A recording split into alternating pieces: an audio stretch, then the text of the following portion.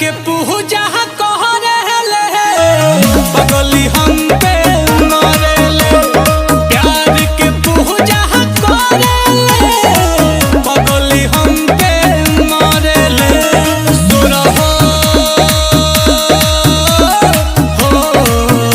तो hello guys, तो हमारा डांस आपको कैसा लगा गाइस? अगर डांस अच्छा लगा तो प्लीज हमारे चैनल को सब्सक्राइब करें एंड कमेंट करके बताएं कि हमारा वीडियो कैसा था। ज़्यादा से ज़्यादा वीडियो शेयर करें प्लीज गाइस, और बने रहिए हमारे यूट्यूब तो चैनल पर। मिलते हैं दोस्तों अगले वीडियो में, तब तक के लिए bye bye. Thanks for watching my video.